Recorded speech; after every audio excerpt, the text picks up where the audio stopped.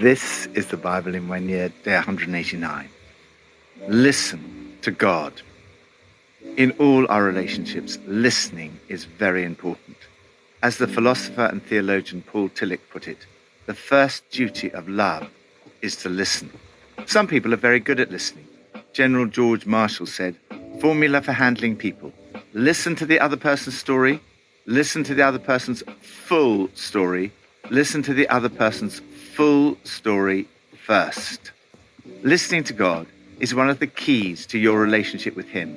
To listen means to hear attentively, to pay attention to. Prayer means giving God your full attention. From Psalm 81. Hear me, my people, and I will warn you. If you would only listen to me, Israel. You shall have no foreign god among you. You shall not worship any god other than me. I am the Lord your God, who brought you up out of Egypt. Open wide your mouth, and I will fill it. But my people would not listen to me. Israel would not submit to me. So I gave them over to their stubborn hearts to follow their own devices.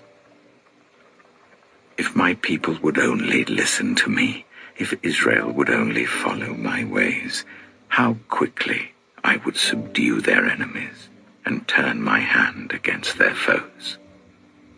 Those who hate the Lord would cringe before him, and their punishment would last forever. But you would be fed with the finest of wheat. With honey from the rock, I would satisfy you. Listen to God speak to you through the Psalms. We all experience physical hunger, which can only be satisfied by food.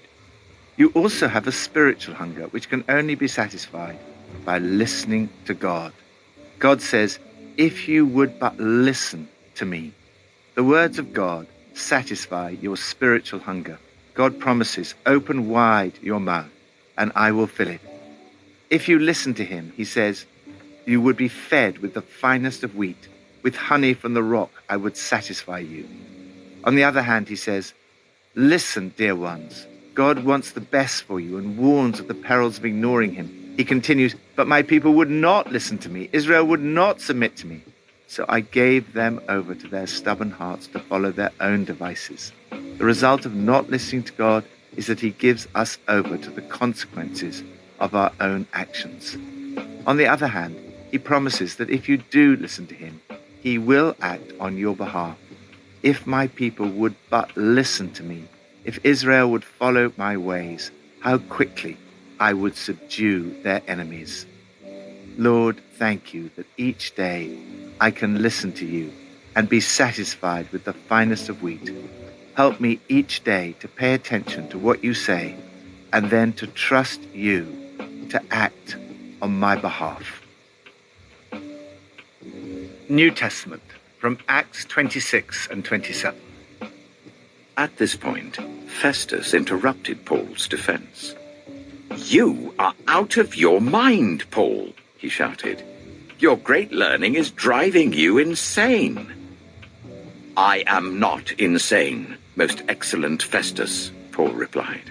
What I am saying is true and reasonable. The king is familiar with these things, and I can speak freely to him. I am convinced that none of this has escaped his notice, because it was not done in a corner.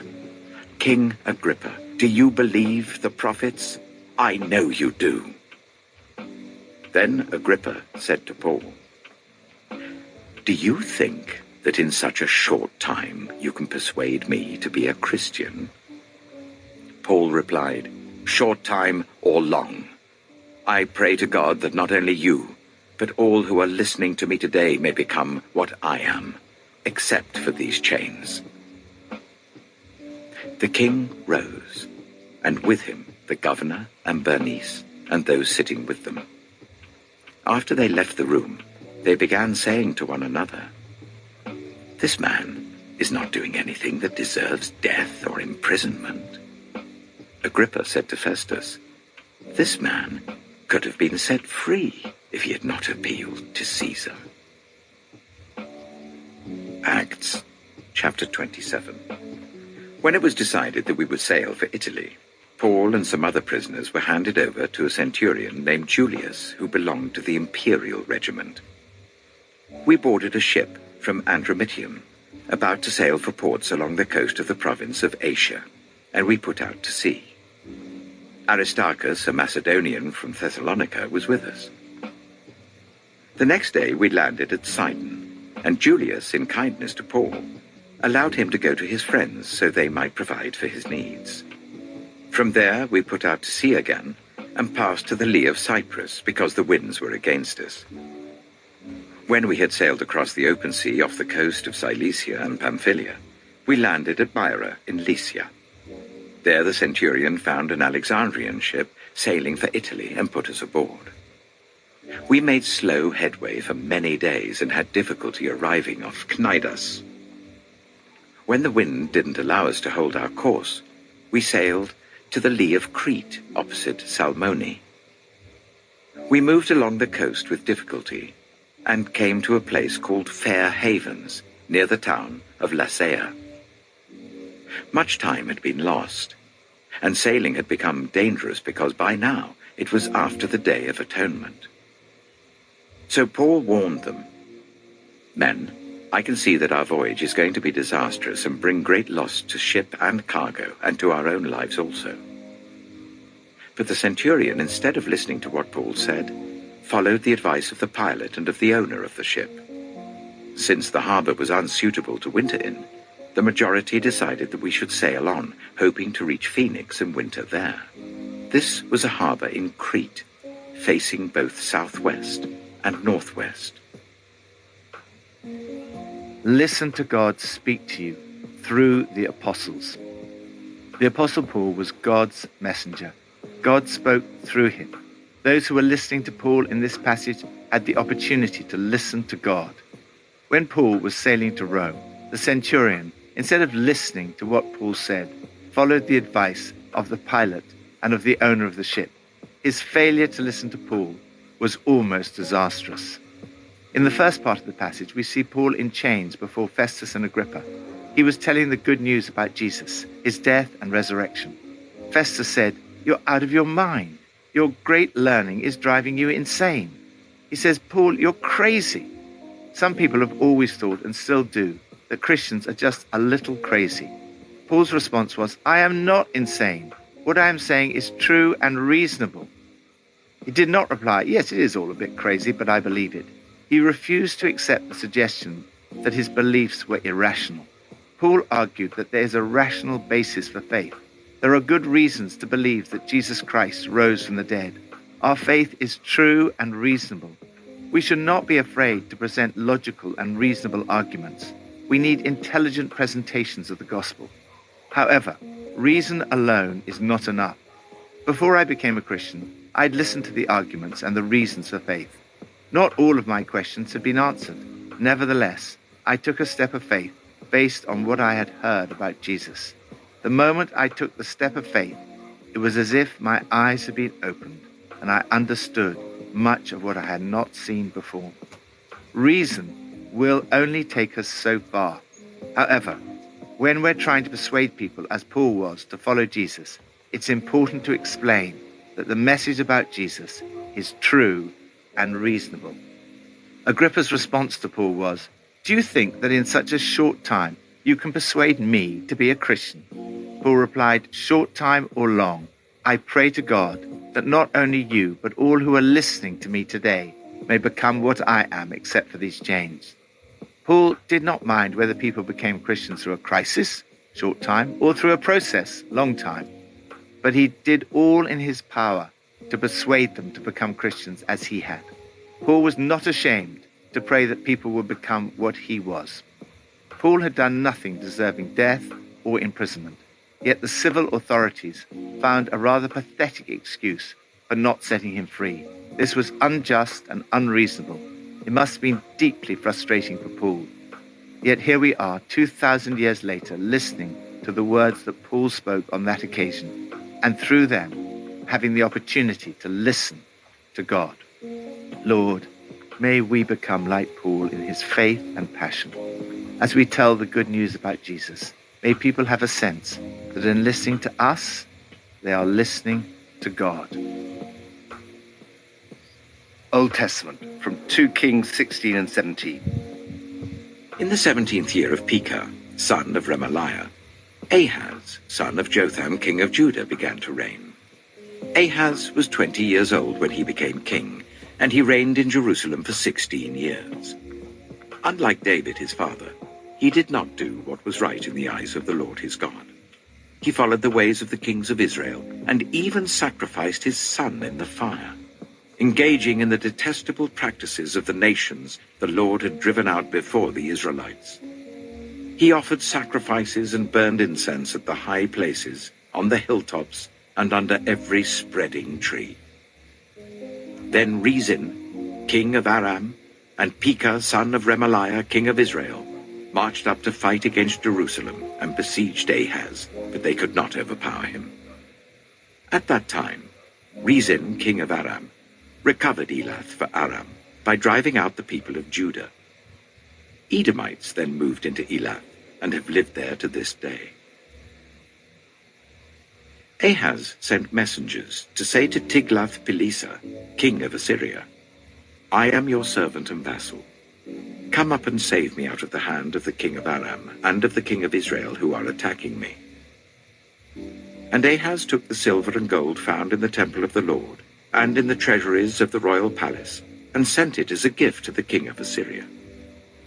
The king of Assyria complied by attacking Damascus and capturing it. He deported its inhabitants to Kir and put Rezin to death. Then King Ahaz went to Damascus to meet Tiglath-Pileser, king of Assyria. He saw an altar in Damascus and sent Uriah the priest a sketch of the altar with detailed plans for its construction. So Uriah the priest built an altar in accordance with all the plans that King Ahaz had sent from Damascus, and finished it before King Ahaz returned. When the king came back from Damascus and saw the altar, he approached it and presented offerings on it. He offered up his burnt offering and grain offering, poured out his drink offering, and splashed the blood of his fellowship offerings against the altar. The bronze altar that stood before the Lord he brought from the front of the temple, from between the new altar and the temple of the Lord, and put it on the north side of the new altar. King Ahaz then gave these orders to Uriah the priest. On the large new altar, offer the morning burnt offering and the evening grain offering, the king's burnt offering and his grain offering, and the burnt offering of all the people, and their grain offering and their drink offering. Splash against this altar the blood of all the burnt offerings and sacrifices. But I will use the bronze altar for seeking guidance. And Uriah the priest did just as King Ahaz had ordered. King Ahaz cut off the side panels and removed the basins from the movable stands. He removed the sea from the bronze bulls that supported it and set it on a stone base. He took away the Sabbath canopy that had been built at the temple and removed the royal entrance outside the temple of the Lord in deference to the king of Assyria. As for the other events of the reign of Ahaz and what he did, are they not written in the book of the annals of the kings of Judah? Ahaz rested with his ancestors and was buried with them in the city of David. And Hezekiah his son succeeded him as king. 2 Kings chapter 17. In the 12th year of Ahaz king of Judah, Hoshea son of Elah became king of Israel in Samaria, and he reigned for 9 years. He did evil in the eyes of the Lord, but not like the kings of Israel who preceded him. Shalmaneser, king of Assyria, came up to attack Hoshea, who had been Shalmaneser's vassal and had paid him tribute. But the king of Assyria discovered that Hoshea was a traitor, for he had sent envoys to So, king of Egypt, and he no longer paid tribute to the king of Assyria as he had done year by year. Therefore Shalmaneser seized him and put him in prison. The king of Assyria invaded the entire land, marched against Samaria, and laid siege to it for 3 years. In the 9th year of Hoshea, the king of Assyria captured Samaria and deported the Israelites to Assyria. He settled them in Halah, in Gozan, on the river Habor, and in the towns of the Medes. All this took place because the Israelites had sinned against the Lord their God, who had brought them up out of Egypt from under the power of Pharaoh, king of Egypt. They worshipped other gods, and followed the practices of the nations the Lord had driven out before them, as well as the practices that the kings of Israel had introduced. The Israelites secretly did things against the Lord their God that were not right. From watchtower to fortified city, they built themselves high places in all their towns. They set up sacred stones and Asherah poles on every high hill and under every spreading tree. At every high place they burned incense, as the nations whom the Lord had driven out before them had done. They did wicked things that aroused the Lord's anger. They worshipped idols, though the Lord had said, "You shall not do this." The Lord warned Israel and Judah through all his prophets and seers, "Turn from your evil ways. Observe my commands and decrees, in accordance with the entire law that I commanded your ancestors to obey and that I delivered to you through my servants the prophets." But they would not listen, and were as stiff-necked as their ancestors, who did not trust in the Lord their God. They rejected his decrees and the covenant he had made with their ancestors and the statutes he had warned them to keep. They followed worthless idols and themselves became worthless. They imitated the nations around them, although the Lord had ordered them to not do as they do. They forsook all the commands of the Lord their God and made for themselves 2 idols cast in the shape of calves and an Asherah pole. They bowed down to all the starry hosts, and they worshipped Baal. They sacrificed their sons and daughters in the fire. They practiced divination and sought omens and sold themselves to do evil in the eyes of the Lord, arousing his anger. So the Lord was very angry with Israel and removed them from his presence. Only the tribe of Judah was left, and even Judah did not keep the commands of the Lord their God. They followed the practices Israel had introduced. Therefore the Lord rejected all the people of Israel. He afflicted them and gave them into the hands of plunderers, until he thrust them from his presence.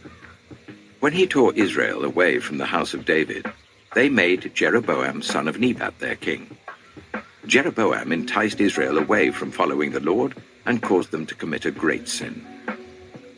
The Israelites persisted in all the sins of Jeroboam and did not turn away from them, until the Lord removed them from his presence, as he had warned through all his servants the prophets. So the people of Israel were taken from their homeland into exile in Assyria, and they are still there. The king of Assyria brought people from Babylon, Cuthah, Ava, Hamath, and Sepharvaim, and settled them in the towns of Samaria to replace the Israelites. They took over Samaria and lived in its towns. When they first lived there, they did not worship the Lord. So he sent lions among them, and they killed some of the people. It was reported to the king of Assyria, "The people you deported and resettled in the towns of Samaria do not know what the God of that country requires. He has sent lions among them, which are killing them off, because the people do not know what he requires." Then the king of Assyria gave this order: "Make one of the priests you took captive from Samaria go back to live there, and teach the people what the God of the land requires." So one of the priests who had been exiled from Samaria came to live in Bethel, and taught them how to worship the Lord. Nevertheless, each national group made its own gods in the several towns where they settled, and set them up in the shrines the people of Samaria had made at the high places. The people from Babylon made Succoth-Benoth, those from Cuthah made Nergal, and those from Hamath made Ashima. The Avites made Nibaz and Tartak, and the Sepharvites burned their children in the fire as sacrifices to Adramelech and Anamelech, the gods of Sepharvaim. They worshipped the Lord, but they also appointed all sorts of their own people to officiate for them as priests in the shrines at the high places. They worshipped the Lord, but they also served their own gods in accordance with the customs of the nations from which they had been brought. To this day, they persist in their former practices. They neither worship the Lord nor adhere to the decrees and regulations, the laws and commands that the Lord gave the descendants of Jacob, whom he named Israel. When the Lord made a covenant with the Israelites, he commanded them, "Do not worship any other gods, or bow down to them, serve them, or sacrifice to them. But the Lord who brought you up out of Egypt with mighty power and outstretched arm is the one you must worship. To him you shall bow down, and to him offer sacrifices. You must always be careful to keep the decrees and regulations, the laws and commands he wrote for you. Do not worship other gods. Do not forget the covenant I have made with you, and do not worship other gods. Rather, worship the Lord your God. It is he who will deliver you from the hand of all your enemies." They would not listen, however, but persisted in their former practices. Even while these people were worshipping the Lord, they were serving their idols. To this day, their children and grandchildren continue to do as their ancestors did. Listen to God speak to you through the prophets. God allowed Israel to be taken captive and led away into exile because they refused to listen to him. The history of this period in the book of 2 Kings could be summed up in the words, "not listen." They would not listen. They would not listen. As we saw yesterday, all the problems the kings and the people of God faced were the result of not listening to God. God spoke to his people through his servants, the prophets.